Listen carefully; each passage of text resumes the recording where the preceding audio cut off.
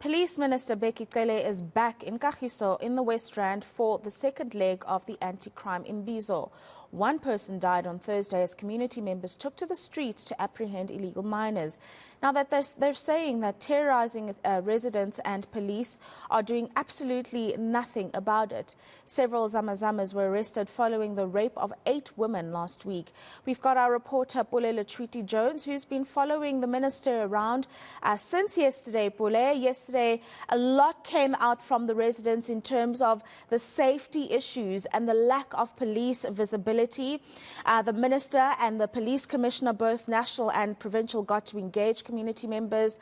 They're all back there in the area today. Surely some of the same things happening today again in terms of community members engaging the minister? Yeah, definitely. It's more like the same program, but in a different location this time around.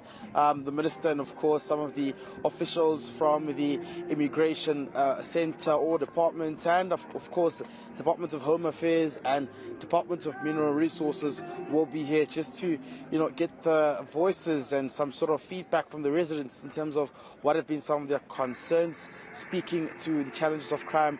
My colleague Teddy just alerted me. I think that's the Police Minister Bheki Cele now just making his way into the venue, accompanied by a convoy of officials inside these cars, and hopefully the program, like I said earlier, will more likely be the same.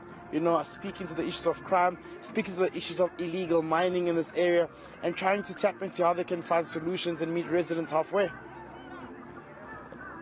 No, absolutely. And I suppose one of the things that the minister is going to have to consider, Pule Treaty Jones, is the resources to action all of the things that the residents are demanding in a timeous manner, because one doesn't want to find themselves in a situation where they've spoken to the minister in August and only start to see change next year sometime. It's something that needs to be happening immediately.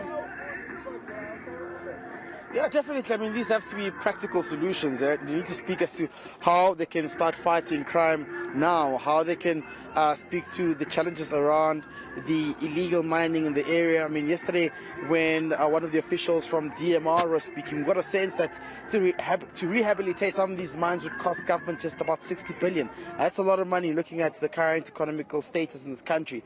But they also saying that while that may be a challenge, they have to now start approaching some of these owners who have left these mines, open, and to see how they can find solutions to having them closed again. But furthermore, I guess there's a sort of plan to say they can fight crime in this area, to work hand in hand with the community members, and to see how they can ensure that this does not happen again.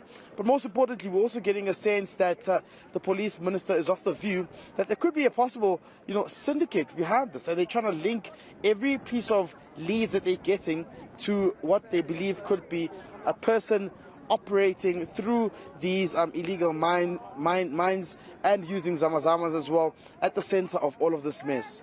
Pule, obviously you got to speak to community members after that engagement with the minister, as well as the national and provincial commissioners yesterday. Did you find that they found some kind of satisfaction in the responses that they were getting from our law enforcement leaders, or are they a little bit apprehensive of what exactly they're saying and what's set to happen going forward? I think it's a matter of just them having to just accept what the minister actually said, despite them having raised a few grievances, also speaking to the issues of councillors not responding on time and escalating these matters. They're quite hopeful that since the minister did visit the area, there will be some sort of, urgency to look into some of these matters. I mean, the minister also spoke about having to consider reinforcing more police officials in the area, and of course establishing an investigative task team that will look into all reported rape case in the area as well. So you get a sense that there may be a way forward from these circumstances residents find themselves in. But at the end of the day, it's all about waiting to see if these practical solutions that they've thrown down the table will be implemented in time to ensure that it could speak to alleviating crime in the area. Just to note, there have been a little bit overzealous in the amount of law enforcement officials attending the Kagiso Mbizo. The National Commissioner, as I understand, did not make it, unfortunately, but we did have Mr. Elias Sawelo, who's the Provincial Commissioner, who accompanied the Minister. Bule, as we wrap up, because I can see the Minister has just arrived, what time are official proceedings set to start, and what time do you anticipate them to end based on what you saw unfolding yesterday?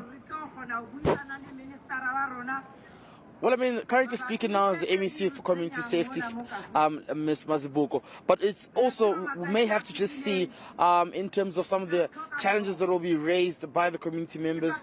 It could be starting any minute from now, any minute or two, but ending is another story. It could just end just about around 2 o'clock, 3 o'clock, late in the afternoon. Based on what I witnessed yesterday, they will have to give all community members a chance to speak and raise their issues. From there onwards, the minister, having observed all protocol, will, set the scene, come on the podium and start addressing some of these issues to see if they can have solutions to them. So with the timing, we're looking at it ending just around 3 p.m. and so on. Thank you very much. That's Pulela Chwiti Jones following that Mbizo in Kagiso, day 2 of it. Proceedings, as you can see on your screen as we bring you live visuals, those proceedings are about to get underway as community members take their seats. The minister already on stage waiting to hear from community members, as you've heard Pulela Chwiti Jones indicating that every single community member in attendance should be offered the opportunity to engage the law enforcement officials that are in attendance there today. And thereafter, the minister and whoever else from law enforcement is then able to respond to the grievances that will be raised. And then more importantly, it's the implementation. Where does the ministry find the resources to implement a lot of the issues that have been raised, including more boots on the ground, as well as making sure that illegal miners are rooted out of the community? So an engagement with Home Affairs is necessary, and also an engagement with National Treasury, because a lot of the issues here has to do with the lack of resources